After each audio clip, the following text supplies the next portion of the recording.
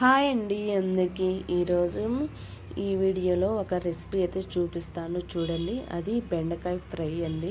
బెండకాయ ఫ్రైలో ఒక్కసారి ఈ పొడి కొట్టి వేయండి, చాలా రుచిగా ఉంటుంది, చాలా బాగుంటుంది.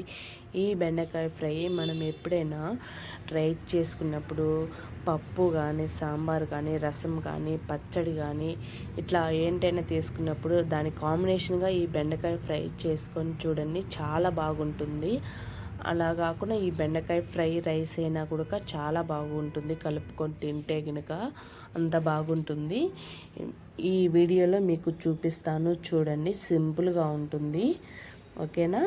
ఇప్పుడైతే స్టవ్ వెలిగించుకొని కడాయి పెట్టుకొని 2 స్పూన్లు అయితే ఆయిల్ వేసుకోవాలి. ముఖ్యంగా బెండకాయలు అనేటివి నేను ఒక 1/4 కేజీ బెండకాయలు తీసుకొని శుభ్రంగా వాష్ చేసుకోవాలండి. వాష్ చేసుకున్న తర్వాత అవి ఒక క్లాత్ తీసుకొని తడి లేకుండా చూసుకోవాలి, తడి లేకుండా తుడుచుకోవాలి. ఎందుకంటే తడి ఉంటే జిగురుగా వస్తుంది బెండకాయ అనేది. తడి లేకుండా చూసుకొని ఆ తర్వాత కట్ చేసుకోవాలి సన్నగా. ఇప్పుడు చూసారా, ఆ విధంగా కట్ చేసి పెట్టుకోవాలి. ముఖ్యంగా ముందుగా కాసేపు ఆరబెట్టుకోవాలి, ఒక 10 నిమిషాలు అలాగా కట్ చేసిన తర్వాత. ఇప్పుడు ఇట్లా మనము ఆయిల్ అనేది ఎక్కువ వేసుకోవద్దు, 2 స్పూన్లు వేసుకోవాలి. ఆయిల్ కాస్త వేడెక్కిన తర్వాత 1 స్పూన్ పోపు దినుసులు, వెల్లుల్లిపాయలు ఒక 8 పచ్చ దంచి వేసుకోవాలి.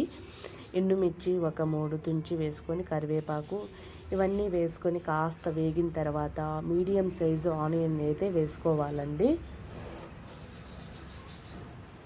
చూసారా, ఈ మీడియం సైజు ఆనియన్ ఈ విధంగా కట్ చేసుకొని వేసుకోవాలి. ఈ ఆనియన్ కాస్త బాగా ఫ్రై చేసుకోవాలి.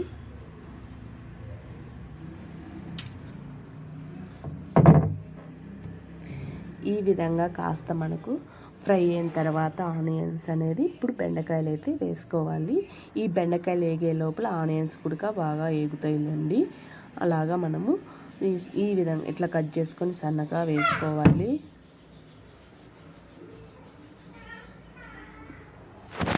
ఇట్లా ఈ బెండకాయలు వేసుకొని ఒకసారి బాగా మిక్స్ చేసి కలుపుకోవాలండి.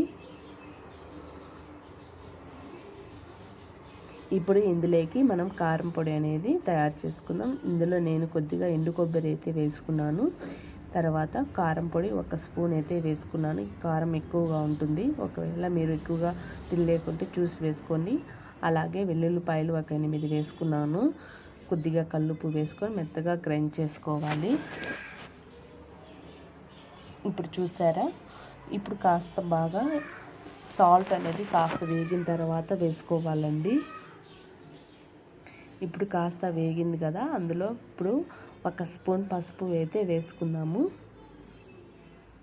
అలాగే ఒక హాఫ్ అయితే సాల్ట్ వేసుకుందాము. ఎక్కువ అవసరం వద్దండి, ఎందుకంటే మనం ఆల్రెడీ కారం పొడిలో కల్లుప్పు వేసుకున్నాం. ఇప్పుడు కాస్త ఎక్కువ వేసుకుంటే ఉప్పు ఎక్కువ ఉంటే తినలేం కదా, ఎందుకని ముందుగా మనం తక్కువగానే వేసుకోవాలి, లేదంటే లాస్ట్లో చూసి వేసుకుందాము.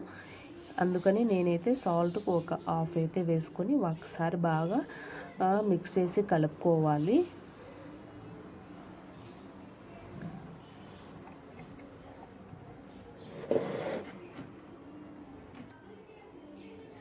ఈ విధంగా ఒకసారి బాగా మిక్స్ చేసి కలిపిన తర్వాత మూత పెట్టేసుకొని మధ్య మధ్యలో ఇలా మూత తీసేసుకొని కలుపుకోవాలి, ఎందుకంటే అడుగంటుతుంది.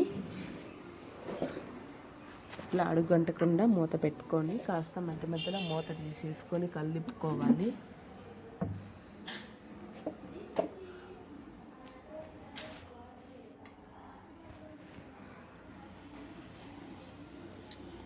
బెండకాయ మరీ ఎక్కువగా మెత్తగా ఉడకనివ్వద్దండి, కాస్త కొద్దిగా బాగా ఉడికితే చాలు, మరీ మెత్తగా అవసరం ఉండదు.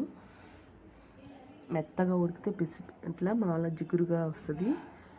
ఇప్పుడు ఇందులో మనము మిక్సీ పట్టుకున్నాం కదా, కారం పొడి అయితే వేసుకోవాలి. ఈ కారం పొడి కొట్టుకొని వేసుకున్న తర్వాత ఒకసారి బాగా మిక్స్ చేసి కలుపుకోవాలి.